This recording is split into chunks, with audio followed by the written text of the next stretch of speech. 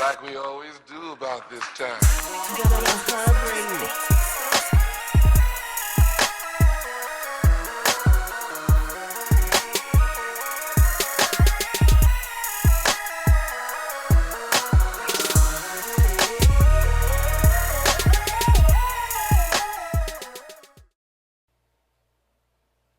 All right, man. Hub City Dre, Councilman Spicer here with Casper Andrews, man. Against All Odds, Compton nonprofit organization. What's going on with you, my brother? How you feeling? Um, I am wonderful. Thank you for asking. I'm glad to be here. I appreciate you taking the time to have me here I'm and kind of get to see what's going on. I'm glad you hit me up, and because I was already gonna hit you up to come on the show. We was Okay. ironing everything out, but then when you hit me up, the timing was perfect because you guys had the meeting going on, the intervention meeting Mm-hmm. that was at Pastor Owen's church last Tuesday. And so when you hit me, I'm like, oh yeah, this is perfect timing because it's stuff that I want to talk about. And as you know, it aligns with my platform, in terms of public safety. That's right. So for me, like my public safety position is to be preventative as opposed to uh, reactive. I feel that. So I feel like our goal as politicians is always to lock people up, from the three strikes law to the crack versus cocaine to several other different laws that has definitely worked against us. So my thing is always to kind of like figure out how to get ahead of the curve. So when I saw it, when you hit me up and we're talking about gang intervention, we're talking about peace, I want to know what type of parts I could play. So first, let's talk about Against All Odds as a nonprofit organization. What is Against All Odds? Okay, so against all odds, before we get into that, Dre, I want to say something publicly because I do tell this to people, but I think I never get to say it to your face. The type of position that you play in the city, meaning you're from the streets, you understand what goes on in the streets, and then you have a political position. I think that's important for a lot of different reasons. First off, it gives kids an attainable goal. Like, oh, I can do that because they see somebody that look like them or came from where they came from doing it. Somebody speak the same language, somebody that understands what's going on. Yeah. So, I'm not a political person, homie, at all. That makes two But of us. I am a person that understands why it's important to have a role model, especially something that's powerful and attainable. Because I think for the most part, a lot of us fall astray because what's presented to us is usually something that is that can take us off a good course in life. As far as in the streets. Yeah. So absolutely. I just want to say that. So I appreciate you saying that though. a major salute to you on that. And whatever goes on politically, I don't understand all those things. Like I've not gotten as involved as maybe a person should or a constituent should, and I have to do better. This is And gonna I be a know good that. conversation today, Yeah, bro. and I We're know going to that. talk about it. But I'm gonna say this: Against All Odds is a nonprofit based here in Compton. We came together because of this docu-series that I created and have been working on, and people such as Tud out of Santana, Dahabu out of Palmer, the leader out of the Forums, Miss Nunn out of Looters, was like, oh, you know what can we do to help be supportive of that because we feel like our kids need it, and this is something that seems to be a good tool for the way that we're presenting it, which is by getting people from every hood in Compton to get involved and share how they were able to get into a better position. However, the way that this thing came about is just a real quick story, 2 minutes. I don't know if you know Compton activists, or I don't know what you know him, a C Rider, Chris. Mm-hmm. Chris was doing a live, and Chris is a non-affiliate, but I known Chris since I was a kid. I used to think Chris was out of Spooktown, and I thought Chris was a Palmer, but Chris was just always around, right? Chris did a live, and he was like, man, these Compton dudes, we need to step up. Our kids is going through this, and like he really said some stuff, bro. And before I saw this, like I really have been in a bubble for years, I had a case recently, and I just learned how to live out the way. So when he said it, I kind of felt like he was kind of sort of talking to me, and which was, you dudes, you get out here, you cause some damage, and now you figuring out life, and you over here, you out here doing whatever you doing. Your family is safe, your kids are safe, but what about the damage you left in the community? And he was kind of talking to me, bro. Yeah. He was, because I know what I was. I know what I did. And sometimes when you out here living that life, I don't think you understanding that there's some youngsters looking at you. They want to move like you. They want to walk like you. They want to drive the cars you driving. Like that action that you got, they loving that action. Right. And maybe you might be the premier, ideal, perfect person for them. Horrible role model, but they thinking like this is the shit. You feel me? I want him. I want that. The girls seem to like that dude. Like I have my way. At least I felt in my mind, right? I have my way. Yeah. And kids want to have their way. And so they sign up not knowing what they signed up for. I didn't know what I was signing up for. I just knew I've been here all my life, you know, and I'm from Southside Crip. That's it. And this is what we own. And in my neighborhood, we moved a certain way, and I learned to move like that. And I learned to be efficient and effective in that nature. Not understanding, right, at this time, my life was going to where my parents opened up a nonprofit, and now I got all these kids around me, which I always had a big heart for young people. So I'm not understanding, like, me having 40, 50, 60 kids around me every day. I'm putting energy into them, bro, that's they love this man or this older guy that's around them, teaching them how to read and take them to the park. We do movie nights, weekend things. We would do things. And I'm just 18, 19 years old. I got long French braids. I'm still lost. I'm a student at Cal State Dominguez Hills. I'm working nighttime at UPS. I didn't understand the dope game yet. But what motivated you at 18, 19 to play that role? I felt it was natural for me. My parents opened up this center, and I was an undergrad at Dominguez Hills. I went to CAMS, bro. So that's another thing. So I was exposed to something different than most people. I was recruited from middle school at Walton to go to the California Academy of Math and Science. So I learned how to speak Japanese. I learned how to write in hiragana, katakana. I didn't learn kanji. I learned calculus, statistics. Like I developed mentally, right? And I'm around. They bust us in from everywhere, from Malibu to fucking Orange County. And so it's white people, Asians, every race there. They had multicultural fairs. It was a different type of environment. It wasn't Compton High, homie. Yeah. It wasn't Dominguez High. So while I'm there and I'm experiencing this, I'm not understanding I'm a kid.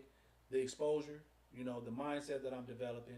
But then when my parents get this after school program and they like, oh, well, you could pick up because I've always been, my mother's house was kind of like headquarters because of what I had become in my neighborhood. So, we're going to have a center now? We can take the kids there instead of them being in the front yard. And we'll go to the center where I pick everybody up. First, it was in Lime Hood on Atlantic and right across the street from the park, Atlantic and Compton Boulevard. Yeah. And at the Welfare Rights Organization.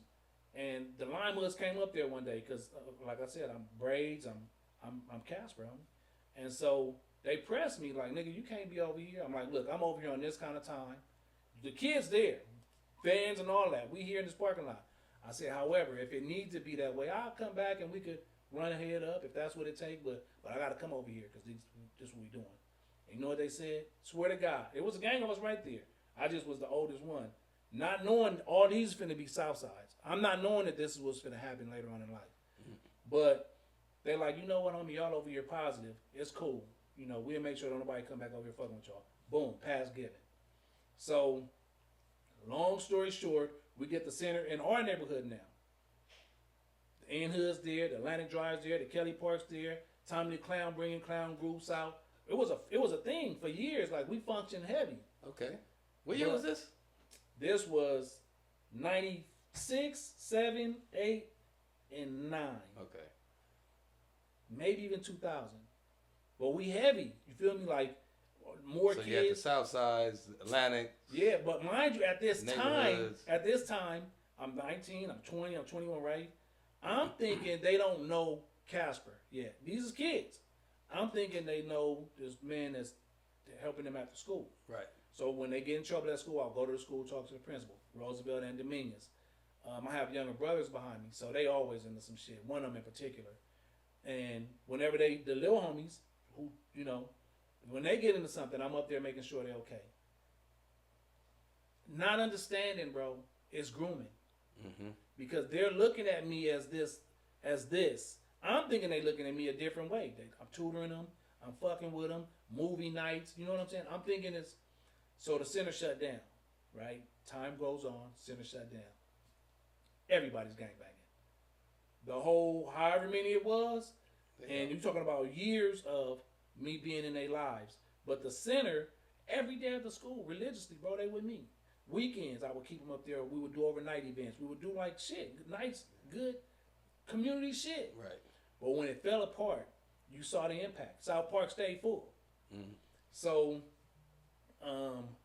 then we started having other issues, which was the thing with the in-hoods and all of that, which I regret my role in that. But, man, we could go on and on. So yeah. what was your next? So, 'Cause I- now you guys have been organizing this this ceasefire yes. for what? How long has it been? So I got out here on this probably about a year and a half ago. However, or we got out here on this about a year and a half ago. However, a few weeks ago, we had approached Pastor Owens with the mindset of Owens is really, we know he's God-driven. He's connected with everybody because of everything that's been going on. He's Compton native, and his brother was one of the first to start up the West. So I looked at it like, Owens, you take the helm of this, and I'm going to really do what I can to bring in people to the table. I was gonna ask you why did y'all go to Pastor Owens' church and not any other church? But Truth be told, because of how he get down in the community. I've heard of him just doing funerals just because people didn't have it. Keeping everything safe. You know, he used to be a deputy. Right. So, you know, he's always kind of been, to me, I'm barely really developing a relationship with him, but I've always heard great things about him. Yeah, right. And then, so it was Gangster out of Santana, Baby Gangster, he, myself, and Gertz out of Santana was like, man, we have been talking about bringing this to Compton because they do it in LA. United We Stand Up under Pastor Shep. They get together once a month. They bring in resources. There's a gang of sets there. Like they making an impact, bro. They getting jobs, all that. I watch them. I go every month. Other Compton dudes. Is that some of the goals that you Hell guys are yeah. trying to? So I go there to learn. You feel me? And I bring back the game to the city. Gangsters go there to learn. Bring back the game. From your point of view, how effective has their gang intervention program has been? Yeah. To me, top tier. And I'm gonna tell you why. I watched how they have done not just their community events, not just their meetings, but they've had hiring fairs right there, bro. After they meeting, they had the 2028 Olympics people out there doing on-site interviews, bro. So I watched. They've had effective efforts with slowing down and bringing jobs to their kids and resources to their kids. I watch it. So from your standpoint now in this field, what's some of the most challenging? What's the most challenging parts of actually organizing a ceasefire? So look, it take the leaders in every section, and sometimes I think dudes. And I talked about myself earlier because that was a great example of sometimes we don't understand our power. Now, there are dudes that's real trendsetters in every neighborhood. Mm-hmm. They just don't know because they caught up in whatever life is bringing them. Or then sometimes they know and they don't want to use their power for something better because maybe they might feel like it's going to damage their reputation or their name. I don't know. But, you know, being a street dude at one point, I understand you work hard to build your name out here, you know, and your name be based on certain things, whether it's be your hustle, your gangster, whatever that look like, right? And one of the biggest challenges is I don't think that a lot of dudes understand their power. And I'm really the type of person to say their names, but I'm not because I think that it'll piss some people off the wrong way. But they know because I talk to them. The hitters from basically every section, as far as like the dudes, not the kids. I'm not or disrespect the youngsters, but like the ones, I talk to them, and a lot of times they just don't want the headache that come with it. And a lot of times I think they feel like you gotta put a demo down to get people to get in line. I feel like sometimes it's about the presentation, and I don't think it's a person out here that don't want to survive. You know, like everybody brag about being from Compton. I'm from Campanella, Bompton. I'm from, you know, Kelly Park, Compton. Everybody got this shit, right? But what is it that you bragging about, bro? Like, really, like, what is it about Compton that, because all you're really doing is surviving like this crazy ass obstacle course. But actually, Compton not providing like, you know what I'm saying? Compton is a nucleus, it's a hub. You feel me? But when we stamp that name on our set, and we Compton, we Bompton, whatever you saying. What is it that give you that sense of pride besides the fact that you surviving something that many can't, many don't? So what was you about to say? Now, I was going to ask, what are some of the goals to actually gangbanging? What's the end result? What's the outcome? What's the Man, listen, how you I was win? in a room full of gangsters. I know everybody feel the same way. When I was outside, we was just about being number one. You feel me? Now, I don't know what number one looked like to nobody else, right? But I know for us, it's like, yeah, okay, you might have to take some losses, and none of that goes with a grain of salt. Like, that's heavy. Somebody died. That's heartbreaking, right? But number one meaning, when you look across the board, we could not be fucked with. That's how I think gangbangers think. That's, everybody feel like we number one, or we ain't playing, or so. Is there a win? No, in real life, hell no. I'm talking about I thought as a child. Okay. You know what Okay. I'm saying? But in real life, no, it's no win. It'll never be a winner. I don't care if you did tally up bodies. If you lost one, somebody's mama is fucked up for the rest of her life. They siblings. No disrespect, bro. But I don't think nobody ever gets over losing a sibling or a child to a murder. Nigga, they took them from you. So if I died of cancer, I think my mother would probably be hurt, of course. Boom. A mother losing a child. But to lose them at the hands of somebody else, please don't feel disrespected, homie. And that's not why I'm here. Nigga, that's a pain, that's a hate, that's a something that I can't imagine, but I don't think you ever get over. Mm-hmm. So I listen to a lot of people say things like, we was number one, because I used to say that. I used to be like, and I've heard other people say it, so let me just say that. So I'm not the only one that said it. But it's confusion. You know what I'm saying? We done been programmed to think that killing is, or dope dealing is, when all these things is just a contribution to our own genocide. But we're not looking at it from that perspective, bro. You a child, your mind not developed. You knowing what's right in front of you, and that's it. You knowing what the one that you look up to is telling you, and that's it. So then now my next question is, how do you get the youngsters involved? How are you influencing the youngsters? Because there's a clear disconnect between the older generation and the younger generation.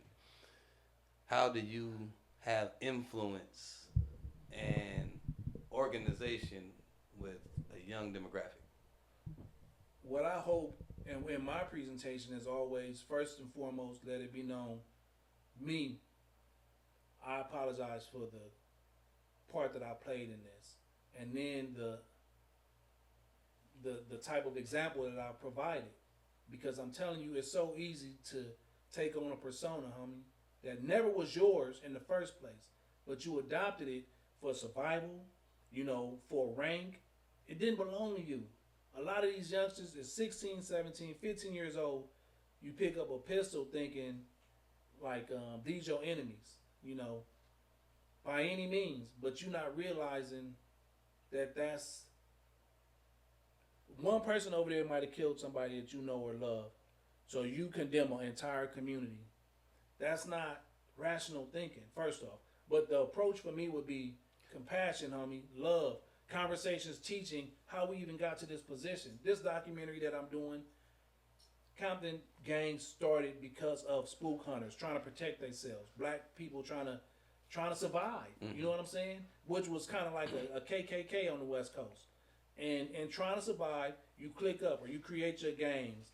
And in that, all it takes is one combustible situation, because in gangs, all you really want to do is be the best. Whether that same or any other so-called club. Gangs is really an offset of like a social club or a baseball club. Any club. Everybody want to be a winner. And when it's nothing but a lot of young-minded individuals that's already like pre-exposed to social economic issues and violence and drugs and like all these things, man. And that's what I try to tell our young people. And I'm going to tell you how I know it works, Spicer, real quick, because I know you got another question, and I don't know what kind of time we got, but I'm going to just tell you this one little thing. Go for it. Bro, when I was working a regular job, and I would go to these schools and work with these kids who don't know me, right? Who don't know like what I was in the streets or whatever, and I'm just this guy in a shirt and tie, and they could talk to me in the room one-on-one, and I would be like, okay, so one of the things I would do is teach them like interviewing skills. Hey, what is it that you want to do with your life? And an opportunity that's given to them to express themselves, they don't be like a dope dealer. You feel me? That ain't what they did with me. Not one, ever. And I did it for 20 years. You know what they would say? Man, I want to be an architect, or I want to be an engineer, or I want to work in sales, or I want to be... Now, a couple of them wanted to be rappers. All right, I give them that. But not one of them, homie, was on that kind of time. They just wanted a chance or somebody to hear them say what they want to be, and now maybe give them some tools to get there. Mm-hmm. But what we end up doing a lot of times is we pass each other off. You know, like you supposed to gangbang. You supposed to be a homie. You supposed to be on that kind of... I know this because I know this, bro. I was out there. You know it. This is what we don't pass nothing down that's tangible that could put us in a better position. That's why I salute you the way that I do, because you're an example. You know what I'm saying? Yeah. We all an example, but you set an example of leadership in a position of power. So even my son, I tried to push my son for years, man, going to law enforcement. He didn't do it. We tried. He did. And that's crazy, because I have this conversation all the time, because we've been on this fuck the police tip for forever, but we have no recourse on how to infiltrate the system. Yeah. So we don't never teach our kids how to be cops or want to be cops or raise them want to be cops. We just say F the system and then like let the system be what it is. So I'm glad I actually heard you say that, because that's something that we don't teach our kids at all, to be cops or to be in law enforcement at all. We're going to take a break because I want to catch your breath. But when we come back, I want to ask you about the power of collaboration as it relates to gang intervention. So prepare some words for me for that. We'll be right back. State of the City. This is Councilman Spicer from the State of the City podcast, reminding you to contact our people over at Maximus Law Offices for all your personal injuries, your auto accidents, your rideshare accidents, even a wrongful death.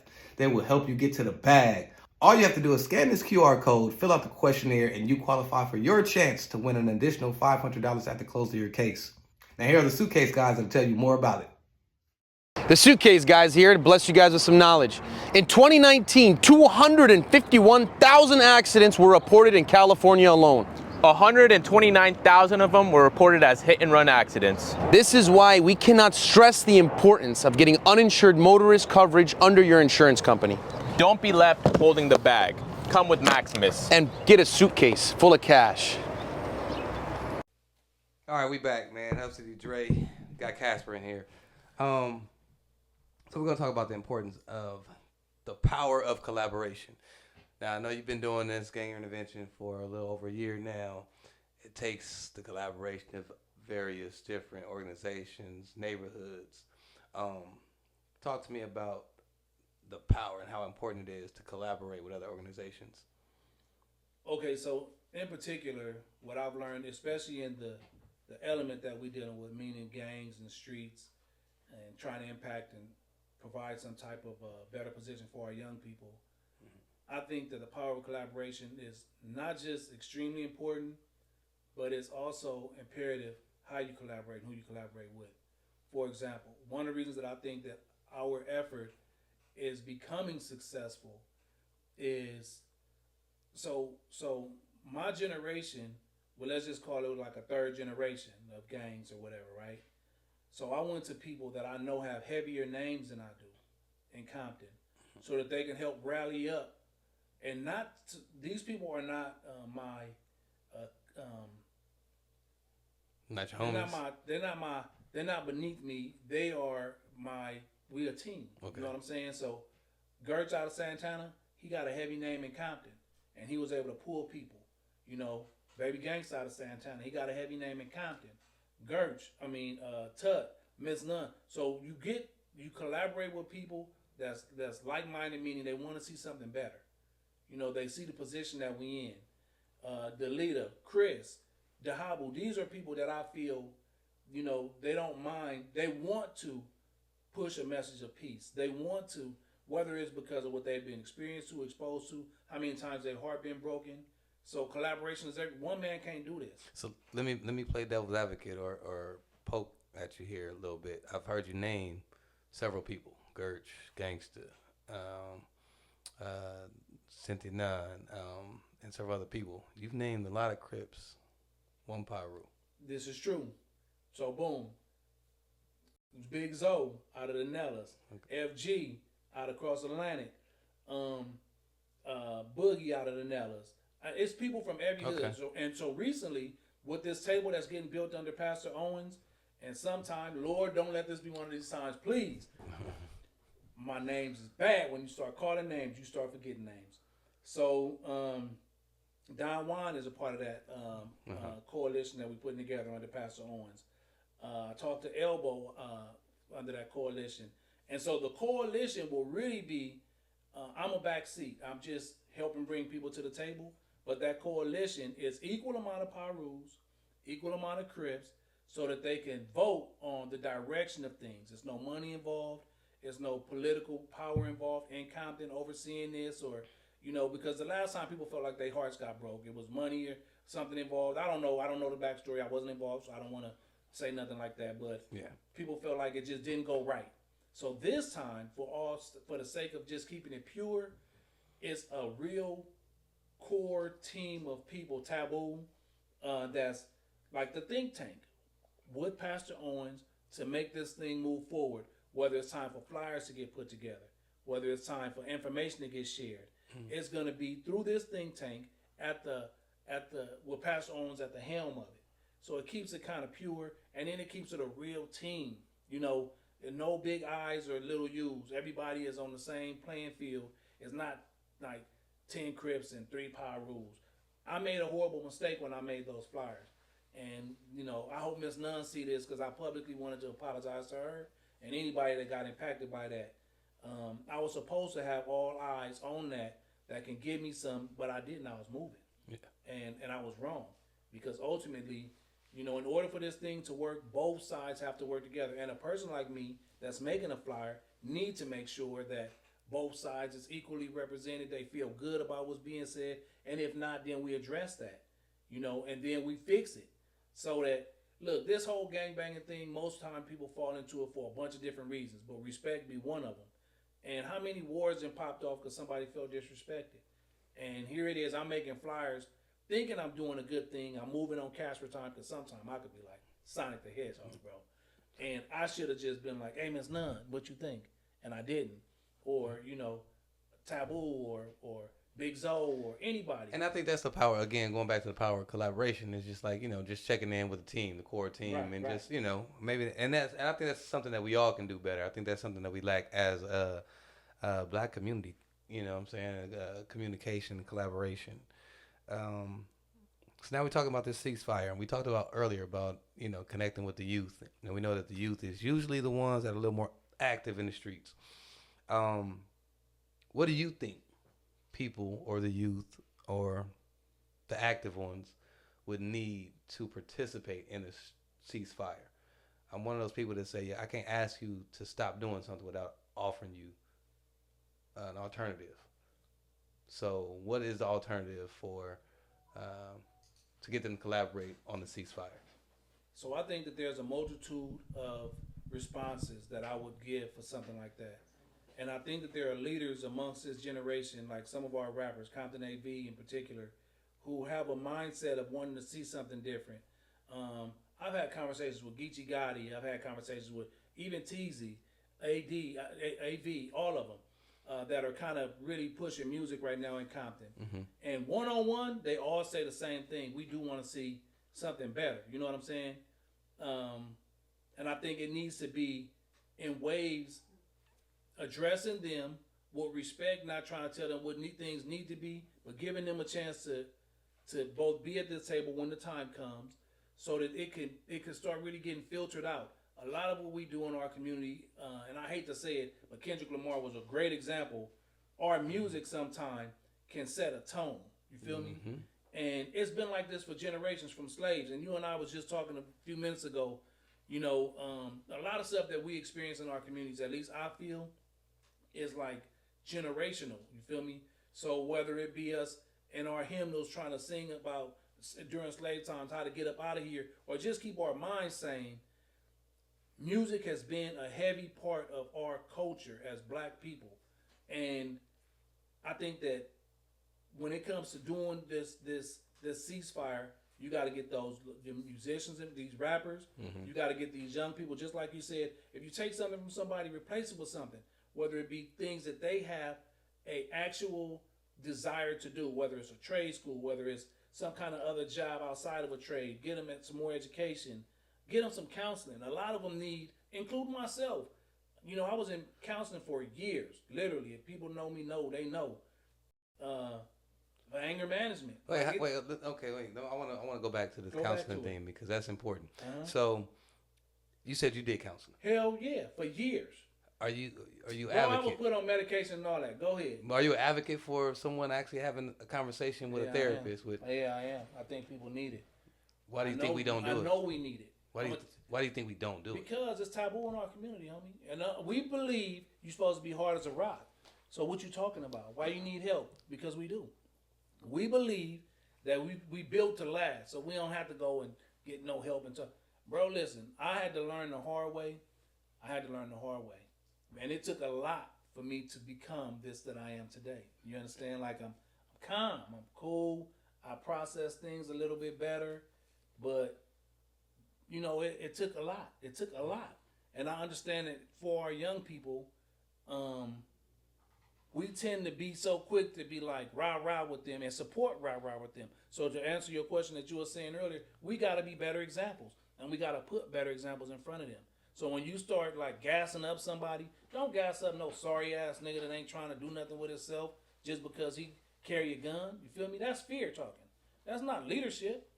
Gas up somebody that can help you to look at them and be like, oh, that's something I would want to be. It's this dude from my neighborhood. Could I get 2 minutes on him? Yeah, go for it.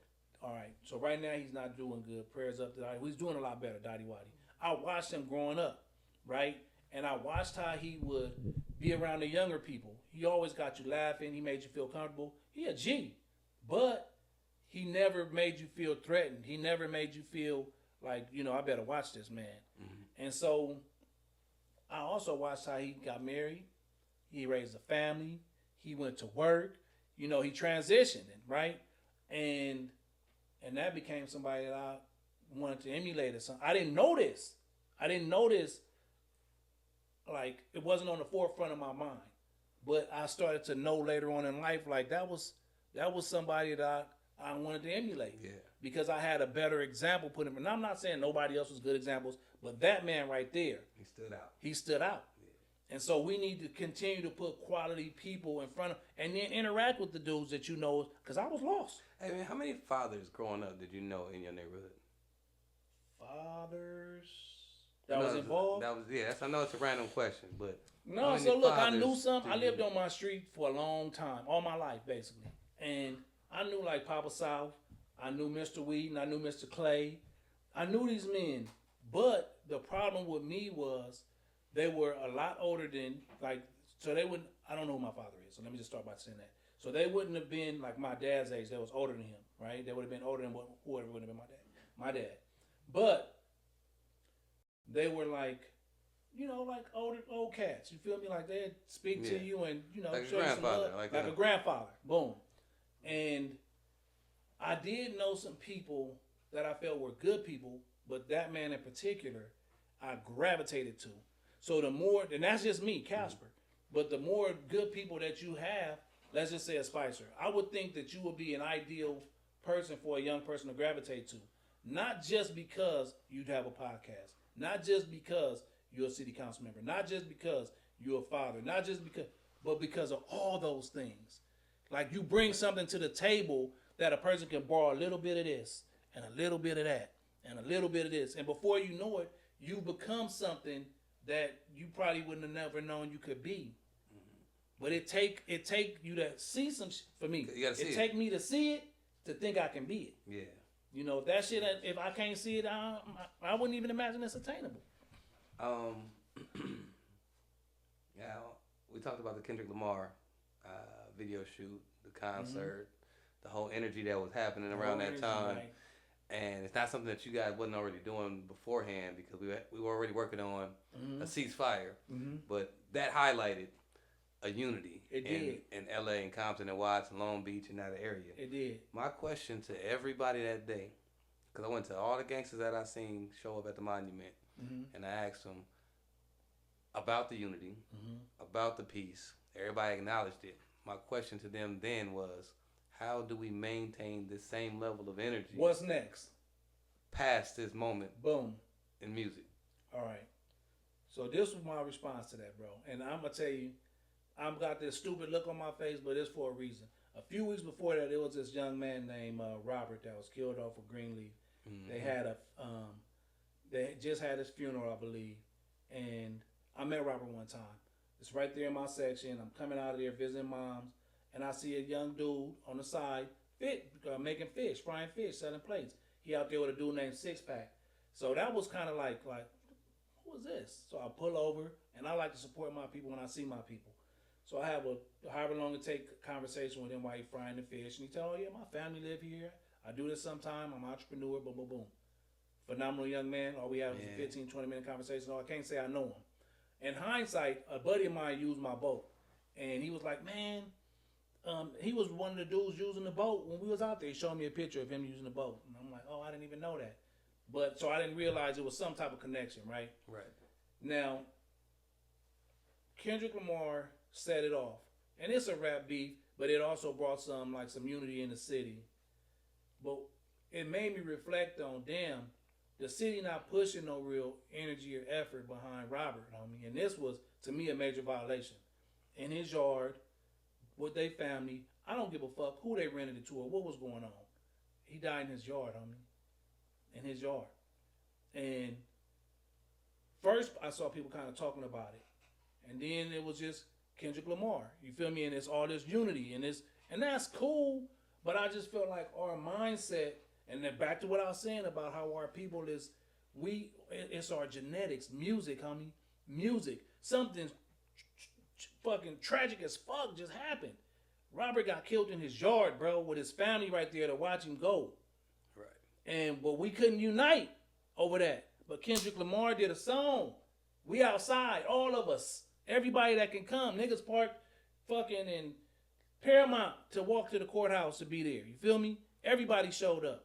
But Robert, we forgot. And it's many Roberts. I think for me it set it off because it's in his yard. And then who his mother is. Yeah. You know what I'm saying? She did some shit in our city.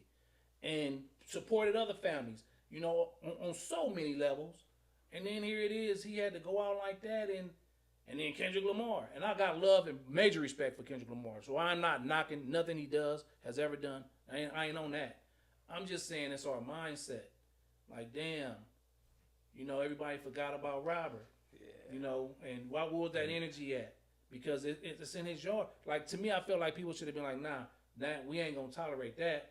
Or we need to come together on that one. But it wasn't that kind of motion. Interesting, because that happened in your section. Yeah. And then, so I'm getting all these calls like the South did this. I'm like, first of all, nigga, don't call me like I'm the South. You feel me? I'm old. You feel me? I'm out the loop. And I don't know who did what. You wasn't there. I wasn't there. And then come to find out after all the smoke cleared and all the rumors stopped, had nothing to do with the South. So, and that's another thing I think is important in Compton or any gang culture, rumor control. When things be happening, we quick to be like, he did it, she did it. This man, mother over there suffering. What about that part? You know, like our responses sometimes can be so detached or anger based that we don't know how to really mourn or participate in the mourning process to show support for somebody who literally, bro, look, I don't know if you ever lost somebody close. Me and you was just talking, but for something to happen like that at your home, where you live, and you got to walk past that every day and all that. First off, losing somebody is psychological to a different level, but now it's right here at the pool and shit that you got to look out your window at every day. Man, I don't know. Anyways. All right. Robert was he was here at the Hub Radio, man. He was he interned here for a while, and shout out to Tootie Atkins too. She's a friend of the family too. So. All right, let me switch lanes a little bit. Crime in Compton is majority gang related or somebody from a gang is involved. Do you believe that to be true or false? I'm gonna just say this. Maybe it's true, but I want you to look at that for what it really is. Most crimes, I would assume, are going to be either economic based, with stealing, selling drugs, something like that. Boom, somebody needs some money, trying to eat, or misguided anger. One of the two. Period. And if it's misguided anger, that means just like a person like me, who I feel I've achieved some course correction in my life with that part. That means we could get help. Right. You know? And then if it's something socioeconomic like crimes of whether it's stealing or whatever, then you can get help with that too. You know why? Resources, bro. Jobs. It's this spot called American Career Center right here in Compton. And they start sending me young people, and I start connecting whoever wanted it with them. They send the young people to you, and they work at your business, and they pay them to work at your business. So it's helping your business, but it's giving a kid a job. They off the streets, you watching them. You know, that to me, those types of the majority of what we deal with is socioeconomic issues. And then the violence usually is going to come from misguided anger. All that's addressable, bro. None of this shit is like, I'm not saying you could wave a magic wand, but it's answers to it all. Yeah. And I'm not saying it, bro, look, I know it because it's me. I did this shit. I did gangbanging. And everybody else that did it with me, I watched how they evolved or devolved or got stuck where they was. And the ones that evolved on me, they got a job or they got a family, they got something that they didn't want to lose or risk. Like, it's all the same shit. It's just, instead of those of us that's figuring it out, come together and be like, look, bro, we could be your example. So that's why I try to mentor now. And then they might not look at, maybe you don't want Casper. Maybe my nose too big. Maybe you want a nigga with dreads. You feel me? Or maybe you want somebody that, you know, light skinned.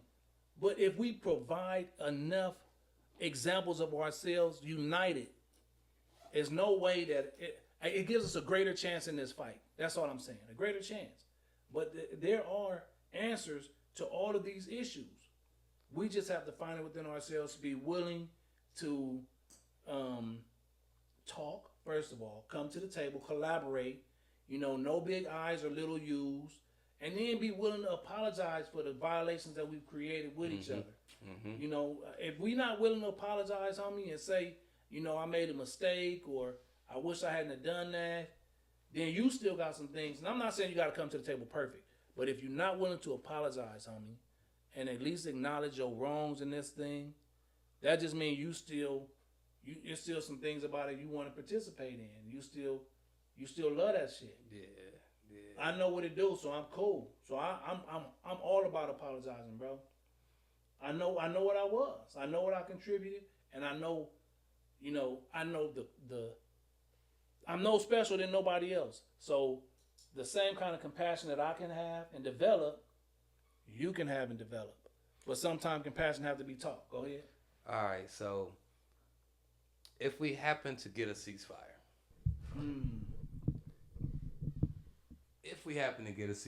we get everybody to participate in the ceasefire, what do you think the benefits will be to the streets, to the community, and to the citizens? So, I think that most things boil down to socioeconomic or economics at that point. We're talking about this question, economics. So if there was a ceasefire put in place, one of the first things I think people will want to do is be back involved in what's going on with their city, meaning coming to our stores. Instead of, if you go into a liquor store, you're going to go to Long Beach, Bellflower, you're going to go on the outskirts unless you're ready to take your blower with you. You know, if you are interested in going to a trade school, because they have stuff right here in Compton, like Mahoney Nursing. My kids both got their CNAs from there. And even me being a Compton native was like, oh, I'll take my babies to Compton. You feel me? But Mahoney is phenomenal. You know what I'm saying? They changing lives over there with their CNA program. Black owned, I love them. And those kind of things, when it's a ceasefire in place, other things in the community can thrive, bro. Small businesses can thrive because people are going to be willing to come outside. Parks, now you can go to say, hey, we want to have a football league or a basketball league or a baseball because kids, parents okay with their kids coming out being in the park. Like all these different things will be impacted. And then once a ceasefire is established, I think all those things is just tiers to get to positions of like we were talking about earlier with people voting. Because see, you're gonna have buy-in. You're gonna have buy-in. If you don't have buy-in, like meaning if the hood too hot to even come to, like I go to my neighborhood, no disrespect to nobody, but to see my mama. Yeah. I'm not going to South Park. I can't risk it. I'm not finna play with nobody. And that's the other part. So and then it puts you back in that mindset, like you're not finna pull up on me. It's not finna be easy for you. So if you position yourself where, okay, now you're looking at it's a ceasefire in the city. You got all these young rappers that will probably be more willing to come out. They followers will come out. You can have shows possibly at your park with a permit, of course, but you can have things. But you lose a lot. We lose a lot of attachment with each other because of the violence, bro. I think one of the biggest things that we have failed to use as a tool is social media, because used properly. We'll use it to shit on each other. We'll use it to brag about what we got, but we don't use it to make sure that we build those bridges that's solid enough to push us ahead. You know, everybody platform is like, nigga, this is my platform. I worked hard for this.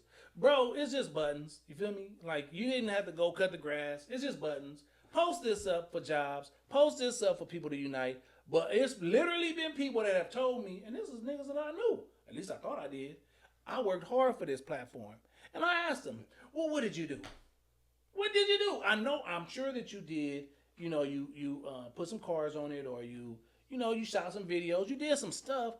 But in the sense of the bigger picture, use it for something that can even, and I'm talking about all the way across the board to our entertainers. So let me ask you another question here, and we're gonna wrap up shortly because I got a couple more questions for you. I'm gonna stay on track with these questions. Watch. I told you I'm gonna stay on track. So earlier you talked about me being in this position, how important it is being a council person, understanding both sides of the track, and I try to take heed to that. That takes me back to me being proactive as opposed to reactive to public safety. And so one of those examples I've done was we do these expungement clinics. We expunged people of their misdemeanors, felonies. At the same place, we have employers they're hiring. They're paying paying bills. They're paying rent there. In some cases, people are getting DUIs taken care of, tickets and all these different things taken care of. We do this so that we can just give people an opportunity to not have to commit certain crimes. I realize that people with felonies can't get an apartment. So now you're homeless because you got a felony on your record that might be 15, 20 years old. Same thing with getting employment.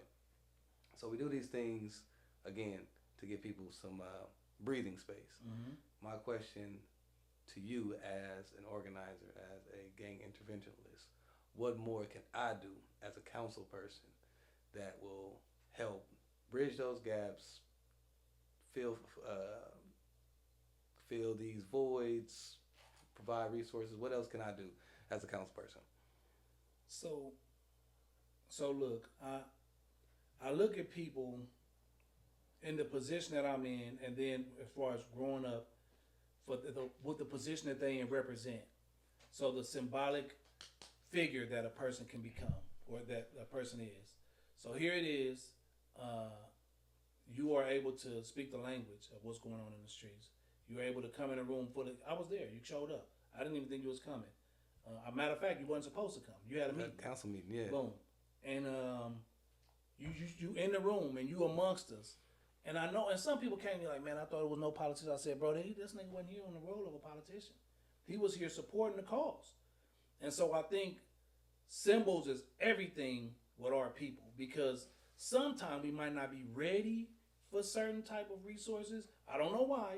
Yeah. Because I see people out there big food lines, and I barely see some of us. It be like everybody else. And then I know some of our cabinets be low on food. Yeah, but we some need of us just We don't want to stand in line. We don't want to stand in line, or we don't want nobody to know we got the free food. I don't know what it is, but what you doing? Record expungement, voting information, jobs, rent, like all that shit is so needed. And I think really it should be, we should constantly push that with each other. Push that. Hey, go over here. Hey, go over there. They got this. Or do. And the reason for that is if we continue to do that, at some point we will normalize it and stop having our people feel so ashamed that to know that it's okay to need help.